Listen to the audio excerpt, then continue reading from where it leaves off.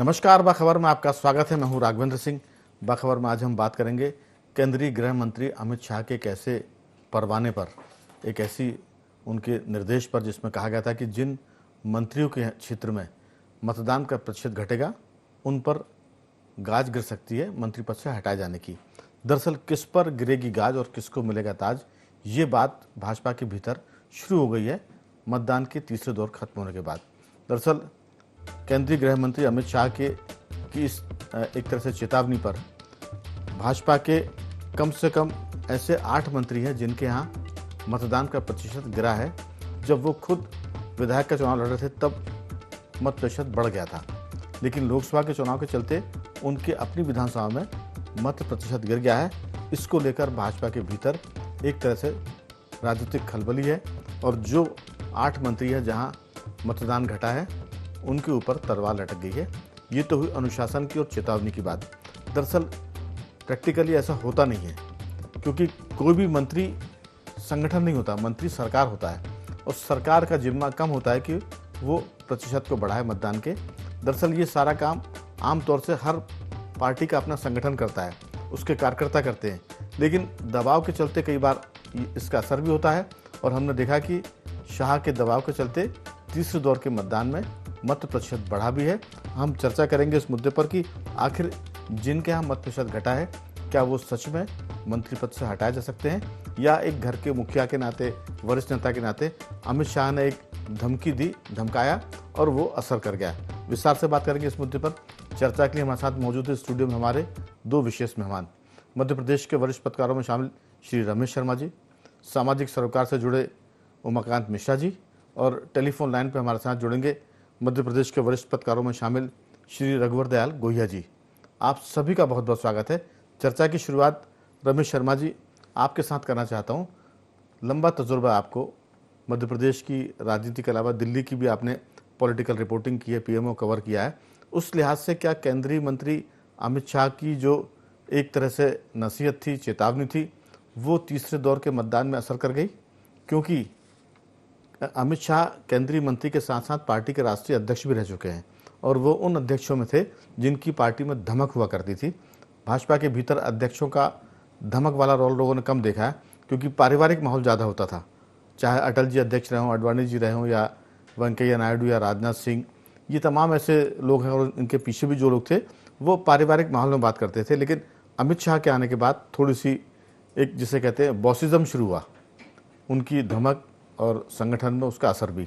आपकी राय, उनकी चेतावनी असर कर गई या ये होना ही था? निश्चित रूप से उनकी बात का प्रभाव तो पड़ा है। उसका एक कारण है कि अमित शाह जी देश के गृह मंत्री या भाजपा के पूर्व अध्यक्ष तो अपनी जगह पर हैं, उनके पास संगठन और सरकार का कोऑर्डिनेशन का भी काम है। मतलब हर राजनीतिक दल में कोई ना कोई मंत्री या संगठन का कोई प्रमुख व्यक्ति ऐसा होता है, जब दल सरकार में होता है तो उसको कोऑर्डिनेशन दोनों को मिला करके करता है। जी। ये काम अमित शाह जी के पास में है। तो स्वाभाविक रूप से पिछले 2 चरणों के उसमें मतदान का प्रतिशत बहुत ज़्यादा घटा, और मतदान का प्रतिशत 2 कारणों से मुझे जो लग रहा है कि घटा है। कहीं ना कहीं भाजपा के जो कार्यकर्ता था वो ओवर कॉन्फिडेंस में भी था। मंत्री पर दोहरी जवाबदारी होती है। मंत्री सरकार का तो प्रतिनिधि होता ही है, उसके साथ साथ कहीं ना कहीं वो संगठन का भी काम देखता है। ये अपने जिले में देखता है, अपने प्रभार के जो जिले होते हैं उसमें वो पार्टी कार्यकर्ताओं की भी बैठक करता है और मंत्री और सरकारी अधिकारियों की योजनाओं के क्रियान्वयन की भी बैठक करता है। तो ऐसी स्थिति में कहीं ना कहीं भाजपा के कार्यकर्ताओं को कई जगह पर ओवर कॉन्फिडेंस भी होगा कि हम तो जीत ही रहे हैं। तो कितनी जगह ऐसी हुई जहां से ये शिकायत आई कि भाजपा के कार्यकर्ता पंपलेट लेकर के घर पर नहीं पहुंचे, वो पन्ना प्रभारी और वो सारे के सारे लोग थे। तो इसमें फिर मंत्रियों की जवाबदारी ज़्यादा थी। मान लीजिए मंत्री केवल एक कॉन्स्टिट्यूंसी का विधायक नहीं होता, वो उसके ऊपर पूरे जिले की जवाबदारी होती है। तो उसको कोऑर्डिनेशन करना चाहिए था संगठन के लोगों को, कार्यकर्ताओं के लोगों को, और ये मॉनिटरिंग करनी चाहिए थी कि पर्चियां पहुंच रही हैं कि नहीं पहुंच रही। तो ये जो है कहीं ना कहीं पहले 2 चरणों में, अब उसका मौसम का रहा हो प्रभाव, ओवर कॉन्फिडेंस रहा हो, या मतदाता की उदासीनता रही हो, जिसके वजह से मतदान गिरा। और फिर जब तीसरे चरण के मतदान में हर स्तर पर सक्रियता दिखी, कांग्रेस के स्तर पर भी दिखी, भाजपा के स्तर पर भी दिखी और चुनाव आयोग के स्तर पर भी सक्रियता दिखी। उन्होंने भी बहुत सी रैलियां निकाली और काम किए और मतदान का प्रतिशत बढ़ा। और मैं समझता हूं ये लोकतंत्र के लिए बहुत अच्छा है, मतदान का प्रतिशत बढ़ना। कौन किसको वोट देता है ये तो बात की बात है, लोग घर से निकलें, आलस को त्यागें और वोट देने जाएं, ये बात तीसरे मतदान में अपन को देखने को मिली। दरअसल आपने अपनी बातचीत में कहा था कि कार्यकर्ताओं ने पर्चियां नहीं बांटी। अब जब कार्यकर्ता शब्द जैसे ही आता है वैसे ही संगठन की भूमिका शुरू हो जाती है। हमारा इस बात पर भी फोकस है कि मंत्री भी संगठन का हिस्सा है, तो मंत्री तो अपना काम करे, लेकिन जहाँ तक चेतावनी की बात थी, नसीहत की बात थी, वो मंत्री पर कम संगठन पर ज़्यादा दिखती है। और जो कार्यकर्ता उस पर बात मैं करूँगा, क्योंकि अभी जैसे जो खतरे में हैं, जो डेंजर जोन में चले गए हैं कम वोटिंग प्रतिशत के कारण, उसमें हरसूद के विधायक विजय शाह आदिवासी नेता है, उस क्षेत्र के वो राजा भी रहे, क्या उनको हटाया जा सकता है? जवाब आएगा आमतौर से नहीं। मुरैना में अदल सिंह कंसाना है, उनके क्षेत्र में वोटिंग नहीं बढ़ी, उनको हटाया जा सकता है? मुझे लगता है कि इसमें 50% चांस होंगे हटने के और रहने के। ग्वालियर में प्रद्युम्न सिंह तोमर, ये सिंधिया कैंप के मंत्री हैं, इनको हटाया जा सकता है जब तक सिंधिया की इसमें हरी झंडी ना हो। भिंड में राकेश शुक्ला की बात करें, नारायण कुशवाहा की बात करें, भोपाल की बात करें तो कृष्णा गौर का जो क्षेत्र है गोविंदपुरा, वहाँ भी मतदान का प्रतिशत कम हुआ है। विश्वास सारंग की बात करें भोपाल से, वहाँ भी मतदान का प्रतिशत घटा है। तो ऐसे कई नाम हो सकते हैं जहाँ घटे हैं लेकिन उनको हटाने की संभावना कम लगती है। और जहाँ प्रतिशत बढ़ा है, क्या उसमें से मंत्री कुछ बन सकते हैं? तो सवाल का जवाब हो सकता है कि बन सकते हैं। उसमें एक सीनियर एमएलए हैं तीसरी बार के, विष्णु खत्री के यहाँ भोपाल की बरसिया सीट है, वहाँ से प्रतिशत बढ़ा है। सुदेश शायद सीहोर से प्रॉपर विधायक है, वो उनका प्रतिशत बढ़ा है। फिर महेंद्र सिंह चौहान है, गंगा उइके है, खुद मुख्यमंत्री रहे शिवराज सिंह चौहान, बुधनी से इस बार उनका प्रतिशत बहुत बढ़ गया है। तो ये बहुत सारी बातें हैं। अमर सिंह यादव है, प्रीतम लोधी है, जगन्नाथ सिंह रघुवंशी, भूपेंद्र सिंह है जो पहले गृहमंत्री रहे हैं, हजारीलाल दांगी है, मोहन सिंह राठौर, सुरेंद्र पटवा जो भोजपुर के हैं, और ब्रजेंद्र सिंह यादव जो मत प्रतिशत बढ़ाने में कामयाब हुए। तो ये फहरिस्त है, इसमें घटबढ़ हो सकती है, लेकिन सवाल वही है, क्या सरकार में बैठा मंत्री प्रतिशत बढ़ा पाएगा? इसमें मैं एक लाइन जरूर जोड़ूंगा कि वो प्रतिशत भले ही ना बढ़ा पाए, लेकिन मंत्री अपनी सीट को बचाए और साथ में 2 सीट को और प्लस करे। एक मंत्री इतना तो कर ही सकता है। अगर 35 मंत्री हैं, 33 मंत्री हैं, तो लगभग 100 विधायक ऐसे हैं जिनकी जीत की गारंटी होती है। तो कोई भी पार्टी की सरकार हो, कोई भी पार्टी हो, वो सत्ता के निकट तो चुनाव में पहुंची जाती है। विधानसभा की हम बात करें, रघुवर जी, आपने सारी बात को सुना और नज़र भी रखे हुए हैं आप पूरे चुनाव पर। आपको क्या लगता है कि क्या अमित शाह की चेतावनी से मतदान का प्रतिशत बढ़ गया, या भाजपा का संगठन बहुत एक्टिव हुआ? जैसा रमेश शर्मा जी कह रहे थे कि चुनाव आयोग भी एक्टिव हुआ, और मैं उसमें जोड़ूंगा कि मीडिया ने भी इसमें बड़ी एक तरह से सकारात्मक भूमिका निभाई। हर किसी ने अखबार में और चैनल में कहा कि मतदान जरूर करिए, क्योंकि इससे आपको सरकार बदलने का है, सरकार को बनाए रखने का अधिकार मिलता है। आपकी राय क्या सोचते हैं आप? राघवेंद्र जी, सबसे पहले तो अब बात की जाए सत्ता और संगठन की जी। तो अभी जैसा आपने बताया कि गृह मंत्री अमित शाह जी ने चेतावनी दी, और उस चेतावनी की धमक से बहुत सारे मंत्री जो हैं उसकी जद में आ गए, जहां प्रतिशत घटा है। मध्य प्रदेश की बात करें हम तो, लेकिन इसके साथ ही आपने ये भी देखा होगा कि मध्य प्रदेश में संगठन ने बहुत मेहनत करी। भारतीय जनता पार्टी की जहां तक बात है, तो भारतीय जनता पार्टी के बीडी शर्मा अध्यक्ष जी हों या उनके नीचे के जो पदाधिकारी हों, साथ ही जो क्षेत्र के भारतीय जनता पार्टी के विधायक हैं, उन लोगों ने भी बहुत मेहनत करी है। इसकी वजह से कार्यकर्ता कहीं ना कहीं जुड़ा रहा है, जहां पे ऐसा लगा है कि संगठन जो है वो केवल एक वेब के भरोसे या ओवर कॉन्फिडेंस के भरोसे ही रहा है, वहां पे थोड़ा सा वोटिंग परसेंटेज मुझे लगता है कम है। जैसा आदरणीय रमेश शर्मा जी ने कहा कि इस बार भी जो है ओवर कॉन्फिडेंस की वजह से भी थोड़ा सा, ये जीत का जो ओवर कॉन्फिडेंस है इसकी वजह से कहीं प्रतिशत में गिरावट आई। लेकिन मेरी सबसे बड़ी चिंता ये कि जो आधी आबादी की बात करते थे, भारतीय जनता पार्टी ने भी बात करी और भी दूसरे संगठनों ने बात करी, अगर हम तुलनात्मक दृष्टिकोण से देखें तो महिलाओं का जो मतदान प्रतिशत है वो तुलनात्मक रूप से कम हुआ है। ये भी एक सबसे बड़ी चिंता का विषय है। तो अलग अलग उसके फैक्टर हो सकते हैं। साथ ही परिस्थितियों को भी देखा जाना चाहिए और मौसम का भी इस पर बहुत असर हुआ है, इसमें भी कोई दो राय नहीं। अचानक आपने देखा है, हम लोगों ने भी देखा है कि मध्य प्रदेश में कई जगह अचानक आंधी तूफान, ओलावृष्टि और पानी गिरा है, बारिश हुई है, जिसकी वजह से भी मैं समझता हूं कि मतदान प्रतिशत में कमी आई है।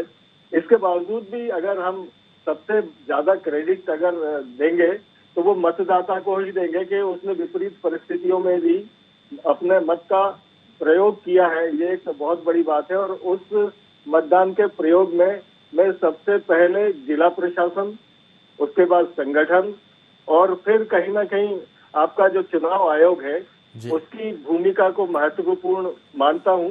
मीडिया ने अपना काम किया, मीडिया हमेशा अपना काम करता है और करता रहेगा, लेकिन जिस तरीके से मीडिया को करना चाहिए था, अगर वो मीडिया थोड़ा और मेहनत करता तो मैं समझता हूँ मध्य प्रदेश में भी मतदान का प्रतिशत बढ़ सकता है।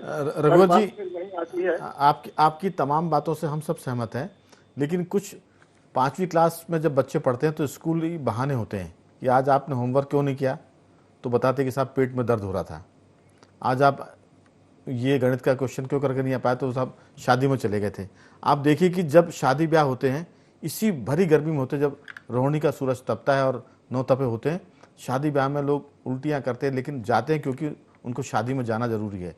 तो ये बात की तापमान बहुत ज़्यादा था, शादी ब्याह का मौसम था, इसलिए वोट कम पड़े, ये एक रीज़न हो सकता है।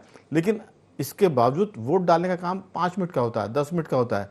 तो अगर तय कर ले पार्टी या मतदाता, तो ये सब मुझे लगता है कि स्कूल के बहाने होते हैं। लेकिन ज़रूरी है कि कुछ ना कुछ तो कारण था, और उसमें जो आपने कहा कि ओवर कॉन्फिडेंस, और ये ओवर कॉन्फिडेंस मकान जी, दरअसल ओवर कॉन्फिडेंस के चलते बीजेपी को ये लग रहा था कि उसमें उनकी जो जीत का अंतर है वो घट जाएगा।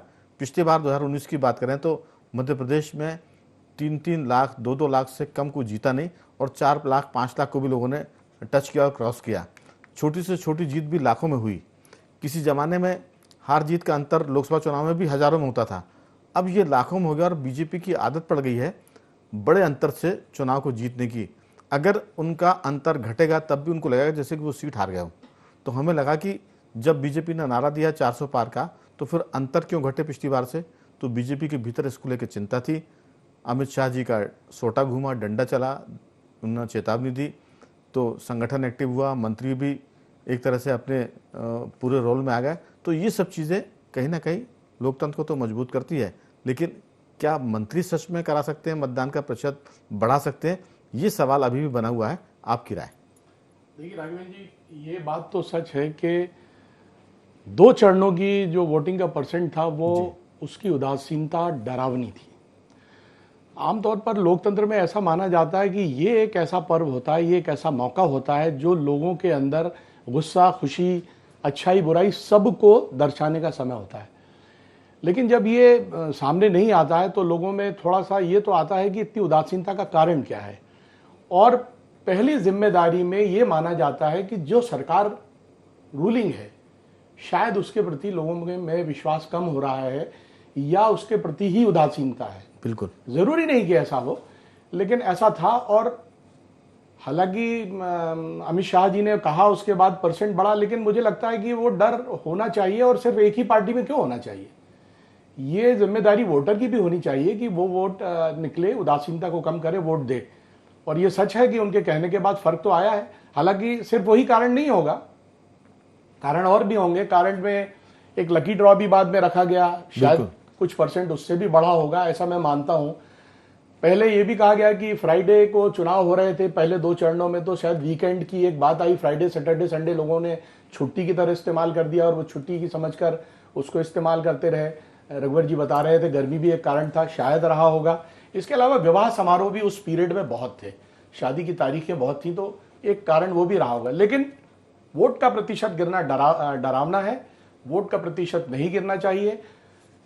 कम से कम वोटर को इतना सजग तो होना। मैं तो इससे आगे की भी बात करना चाहता हूं। मैं तो ये कहना चाहता हूं सिर्फ अकाउंटेबिलिटी किसी एक की क्यों हो, अकाउंटेबिलिटी को आगे भी बढ़ना चाहिए। बिल्कुल। ब्रांड एम्बेसडर बनाए जाते हैं, वोटर को उत्साहित करने के लिए ब्रांड एम्बेसडर बनाती हैं सरकारें, राज्य सरकारें, उनका भी अकाउंटेबिलिटी फिक्स होनी चाहिए कि आप सिर्फ दो होर्डिंग पर अपना नाम देकर या अपील करके कैसे पीछे रह सकते हैं। वोटर की जिम्मेदारी भी निश्चित की जानी चाहिए, उसकी भी अकाउंटेबिलिटी फिक्स की जानी चाहिए। जागरूकता का अभियान तो लगातार मीडिया तो चलाता है, मीडिया अपनी तरफ से पूरी कोशिश करता है, लेकिन कहीं ना कहीं ये एक पाठ्यक्रम का भी हिस्सा होना चाहिए कि वोट आपका कितना इंपॉर्टेंट है देश को बनाने में। आपने जो जी एक बात और कहना चाहूंगा कि आमतौर पर आप देखिएगा कि विधानसभा के चुनाव में ऐसा कम होता है, लोकसभा के चुनाव में ऐसा ज्यादा क्यों होता है, इस पर भी बहुत बारीकी से सोचा जाना चाहिए। शायद जो मंत्री काम कर रहे होते हैं विधानसभा में वो अपने आप को इसमें शामिल नहीं मानते, क्योंकि उनका कोई सीधा लेना देना नहीं होता है।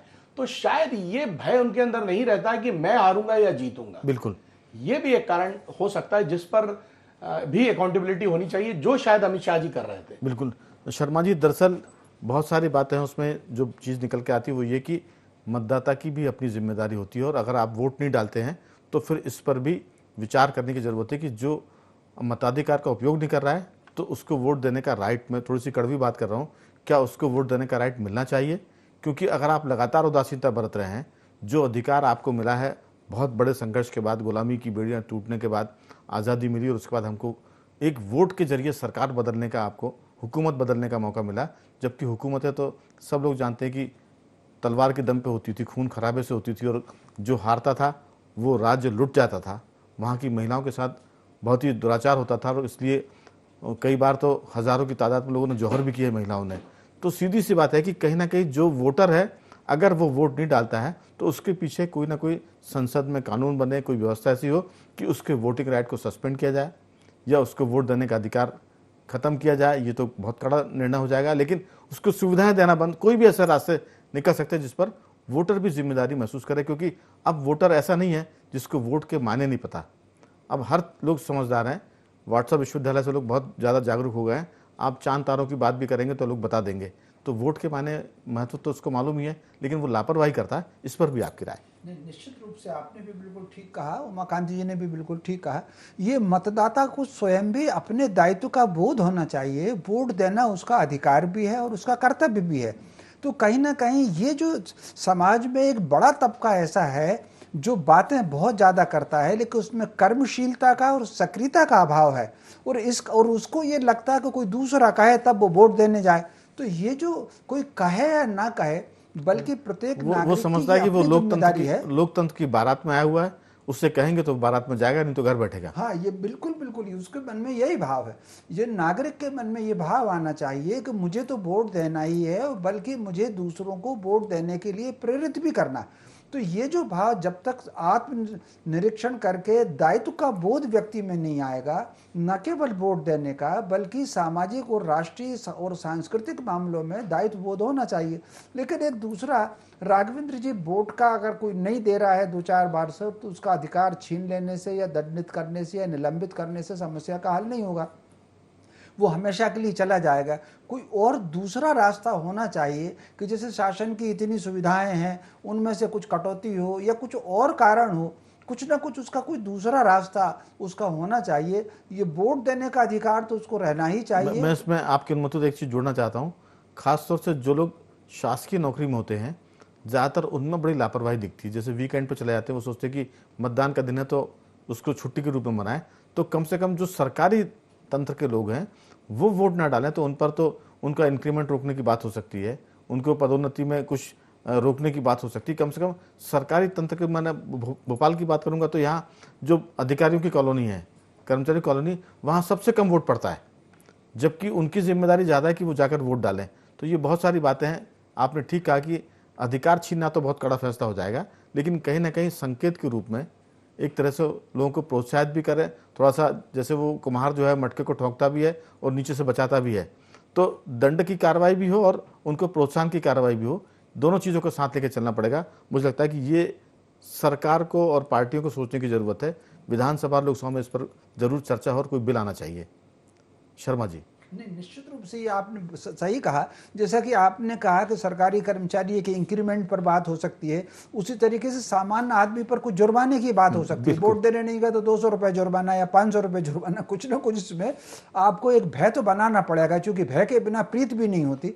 तो ये कुछ ना कुछ आपको भय तो बनाना पड़ेगा। सरकारी कर्मचारी सुन रहे होंगे तो जरूर कोसेंगे कि ये बैठे ठाले मीडिया के लोग हमको ही टारगेट करते हैं, लेकिन सरकारी जो कर्मचारी होता है वो समाज में सबसे ज़्यादा समझदार भी माना जाता है, क्योंकि वो समझदार होता है तभी तो वो नौकरी पाता है। तो उसकी भी जिम्मेदारी ज़्यादा जो समझदार है। रघुवर जी, ये जो सारा मामला है कहीं ना कहीं वोटर पर भी आता है, पार्टियों पर तो आता ही है, लेकिन ये मुख्य रूप से वोटर की भी जिम्मेदारी है, क्योंकि वोटर सुविधाओं के लिए तो खूब कतार में लगता है कि राशन चाहिए, दूसरी बाकी चीज़ें चाहिए, लेकिन वोट के नाम पर थोड़ा सा वो आलस कर जाता है। आपकी इसमें राय? बिल्कुल सही बात है। वोट के नाम पे हर समाज का, हर वर्ग का व्यक्ति जो है आलस करता है। और आपने जो भोपाल की अधिकारी कॉलोनी और कर्मचारी कॉलोनी की जो बात करी है, बिल्कुल सही बात है। ऐसे ही इंदौर की एक खबर पब्लिश हुई है आज के अखबारों में ही है कि जितने भी मध्य प्रदेश टूरिज्म के जो होटल्स हैं वो सब जो है बुक हो चुके हैं 13 तारीख का, जो वहाँ मतदान होना उससे पहले ही, क्योंकि 2-3 दिन की और छुट्टियां पड़ गई हैं। बिल्कुल। और उसमें ज्यादातर जो है वो अधिकारी और कर्मचारियों के नाम से वो बुकिंग हुई है। तो इससे अनुमान लगाया जा सकता है कि जो सरकार में बैठे हुए अधिकारी और कर्मचारी हैं वो लोकतंत्र के इस महापर्व को कितनी गंभीरता से लेते हैं। और अभी बिल्कुल सही बात है कि ये मतदान और जो चुनाव हो रहा है ये बिल्कुल एक तरीके से वो सरकारी बारात है, जिसको जाना है जाए, जिसको नहीं जाना है नहीं जाए। तो निश्चित रूप से मतदाता को जागरूक होना चाहिए और मतदाता को मतदान करने के लिए प्रेरित भी करना जरूरी है और थोड़ा सा अंकुश लगाना भी जरूरी है, जिसके लिए आप किसी भी किस्म के छोटे से पनिशमेंट से शुरुआत की जा सकती है। हालांकि बहुत सारे एनजीओज हैं, बहुत सारे जागरूक नागरिक हैं, सोशल मीडिया के माध्यम से वो अपने अपने स्तर पर मतदान के लिए लोगों को प्रेरित भी करते हैं। रघुवर जी, दरअसल दिक्कत इस बात की, सामूहिक हो तो अच्छा है। रघुवर जी, दिक्कत इस बात की नहीं है कि उनको प्रेरणा नहीं मिल रही है, वो प्रेरित हैं पहले से ही, लेकिन वो आलस में वोट डालने नहीं जा रहा है। ये जो आलस है लोकतंत्र के को लेकर, मतलब मतदान को लेकर जो एक नॉन सीरियसनेस है, इस पर सवाल है। क्योंकि पता सबको कि वोट से सरकार बदल जाती है, लेकिन वो जाना नहीं चाहते, वो एंजॉय करते हैं वीकेंड मनाकर। दरअसल मंत्रियों पर तो आपने प्रेशर बना दिया, लेकिन मतदाताओं पर भी तो प्रेशर बनने की बात होगी। दरअसल मैं एक छोटी सी अपनी बात भी बता दूं कि लोग अगर बाहर नौकरी करने चले जाते हैं तो वो वोट डालने के लिए बाहर से अपने शहर में आकर वोट डालते हैं। मेरा अपना बेटा मध्य प्रदेश के बाहर नौकरी करता है, वो सिर्फ वोट डालने के लिए आया। तो ऐसे कई लोग हैं जो विदेशों में भी रहते हैं और वोट डालने के लिए यहाँ आते हैं। तो कहीं ना कहीं उमाकांत जी, जो पूरा मामला है, अगर टेक्नोलॉजी और ज़्यादा एडवांस होती है तो फिर कई बार ये लोग चर्चा करते हैं कि ऑनलाइन वोटिंग हो सकती है। अगर ऑनलाइन वोटिंग का एक किसी को वो मिल जाए, की सुविधा मिल जाए, तो हमें लगता है कि वोट का परसेंटेज भी बढ़ेगा। लेकिन उसमें इस तरह की बातें होती है कि वो फर्जी वोट ना डल जाए। जब ऑनलाइन से आपके बैंकों के पैसे ट्रांसफ़र हो सकते हैं तो फिर आप वोट क्यों नहीं दे सकते? तो इसमें कहीं ना कहीं आगे पीछे अभी नहीं, 5 साल बाद, 10 साल बाद हम देखेंगे कि ऑनलाइन वोटिंग का सिस्टम ज़रूर आएगा, ऐसा लगता है। क्योंकि कोई बात अगर होती है तो वो देखा कि बाद में वो साकार भी होती है। आपकी राय? रवि जी, ऑनलाइन वोटिंग हो जाए और उसको सब लोग मान लें, उससे बेहतर तो कुछ हो नहीं सकता। लेकिन जहाँ पर ईवीएम को लेकर ही लोग पार्टियाँ खम ठोक रही हों, वहाँ ऑनलाइन की बात करना पता नहीं कितना सही होगा। हो जाए तो बहुत अच्छा होगा और उसको फुल प्रूफ बनाया जा सकता है, क्यों नहीं बनाया जा सकता। टेक्नोलॉजी इतना आगे बढ़ गई कि हो सकता है। लेकिन मैं एक शब्द होता है विलफुल डिफॉल्टर। हमको लगता है वो वोटर जो वोट डालने नहीं आ रहा, उसमें से विलफुल डिफॉल्टर कितने हैं उनकी तलाश की जानी चाहिए। नॉर्मली वोटिंग को बहुत ही कैजुअली लेने का चलन बहुत बढ़ गया है। तो इस, जैसे अभी आप बात कर रहे थे कि सरकार में जो कर्मचारी हैं उनके इंक्रीमेंट वगैरह की, मुझे लगता है वो अगर हो सके तो बहुत बढ़िया बात है। अदरवाइज सरकारी योजनाओं के मिलने वाले लाभ पर भी एक बात हो सकती है जो सब पर समान रूप से लागू हो सकते हैं। बिल्कुल। दूसरा, किसी को सजा में कुछ उससे छीने, इससे बेहतर ये होगा कि आप वोट देने वाले को इनकरेज करने के लिए, उसको अप्रिशिएट करने के लिए कुछ करें, तो शायद ज्यादा बेहतर होगा। ये भारत है, जब तक दो तरफ से उसमें थाप नहीं पड़ेगी तब तक यहाँ हिंदुस्तान में हम जानते हैं भारतीय लोगों की तासीर, वो दो तरफ से, आप उनको ठोंकिए भी ऊपर से, और जैसे कुम्हार मटके को बनाता है नीचे से उसको बचा के रखे ताकि वो टूट ना जाए। जी जी उसकी जरूरत है। मुझे लगता है कि ये जो एक विलफुल डिफॉल्टर की प्रवृत्ति जो लोगों में है ना, उस पर जरूर ध्यान दिया जाना चाहिए। और लगातार अगर 2, 3, 4 बार तक कोई वोटिंग, देखिए गवर्नमेंट के पास तो सारा रिकॉर्ड होता है कि किसने वोटिंग की, किसने वोटिंग नहीं की, किसको की वो एक अलग मसला है, की कि नहीं की एक रिकॉर्ड तो गवर्नमेंट के पास होता है। जब ये डेटा आपके पास मौजूद है तो उसके आधार पर आप निश्चित कर सकते हैं कि अगर कोई विलफुली नहीं वोटिंग कर रहा है, इसका मतलब वो प्रवृत्ति उसकी वोट करने की नहीं है, वो अपने मताधिकार का प्रयोग करना ही नहीं चाहता है। इनके लिए जरूर कोई ना कोई ऐसा, भले ही वो अमित शाह जी मंत्रियों के लिए कर रहे हो, लेकिन सरकार को इन लोगों के लिए भी इस तरह से कुछ सोचना चाहिए। बिल्कुल आपने ठीक कहा कि बेचारे मंत्री क्यों निशाने पर आए, जबकि मामला तो वोटर का है और वोटर के लिए सरकारें बनती है। और अगर वो खुद ही इसमें अरुचि ले रहा है, अरुचि है उसकी, तो फिर सवाल ये है कि वो ज़्यादा बड़ा दोषी है। सब तो कोशिश कर ही रहे हैं, प्रेरित भी कर रहे हैं, अभियान भी चल रहा है, लेकिन जो मैंने कहा था कि ऐसा नहीं कि उसको पता नहीं है, वो आलस करता है, वो मक्कारी करता है और वो उस पूरे दिन को एक तरह से पिकनिक के रूप में मनाना चाहता है। जैसे रघुवर जी ने कहा कि टूरिज्म के होटल पैक हो गए, तो बहुत सारी बातें हैं जो ये बताती है। लेकिन मैं एक सवाल तीनों साथियों से पूछना चाहूँगा, आप चाहें तो हाँ और नाम उत्तर दें। क्या तकनीक के विकास के चलते ऑनलाइन वोटिंग की स्थिति शर्मा जी बन सकती है? क्योंकि विवाद तो हर चीज़ पे होता है। अगर 100% पोलिंग पर जाना है तो ऑनलाइन पर होना पड़ेगा, क्योंकि आंखों की जो रेटिना है इसके जरिए भी आप ऑनलाइन वोटिंग में आप देख सकते हैं कि जो व्यक्ति है वही वोट कर रहा कि नहीं कर रहा। थंब के जरिए हो सकता है, तो रास्ते बहुत निकल सकते हैं, लेकिन ऑनलाइन का भी एक जरूर मुझे लगता है कि रास्ता खुलेगा। आपकी इसमें क्या राय है? निश्चित रूप से आगे चल करके जैसे कि टेक्नोलॉजी बढ़ रही है, ऑनलाइन का रास्ता हो सकता है, लोग घर बैठ करके अपने वोट करें। तो जिस तरीके से, जैसे आपने खुद भी उदाहरण बैंक का दिया, कुछ ना कुछ इसका एक तरीका फुल प्रूफ ऐसा हो जाएगा कि दूसरा फर्जी आदमी वोट ना डाल पाए। वो ऑनलाइन से फर्जी वोटिंग भी रुकेगी और परसेंटेज भी बढ़ेगा। जी रघुवर जी, समय तो खत्म हुआ, आप हाँ और ना कहें, क्या ऑनलाइन वोटिंग ठीक रहेगी देश में मतदान बढ़ाने के लिए? जी बिल्कुल बिल्कुल ठीक रहेगी। अमेरिका में कुछ जगह जो है वो पोलिंग बूथ बनाए भी जाते हैं, जहां वहां के जो नागरिक हैं वो बिल्कुल पोलिंग पे जाकर भी मतदान करते हैं। बिल्कुल। उमाकांत जी, आपकी राय इसमें? होनी चाहिए और सबको सहर्ष इसको स्वीकार भी करना चाहिए, बिना किसी लाग लपेट के। बिल्कुल कह सकते हैं कि किस पर गिरेगी गाज और किसको मिलेगा ताज। मतदान का प्रतिशत घटने पर मंत्रियों के मंत्री पद तो चले जाएं, लेकिन जो मतदाता वोट नहीं देता है उसका मतदान का अधिकार भले न जाए, लेकिन उसको जरूर ठोंकने बजाने की जरूरत है। ऊपर से ठोंकिए, बजाइए भी और उसको प्रोत्साहित भी करिए ताकि मतदान बढ़े और लोकतंत्र मजबूत हो। तीनों मेहमानों का मैं धन्यवाद करूंगा।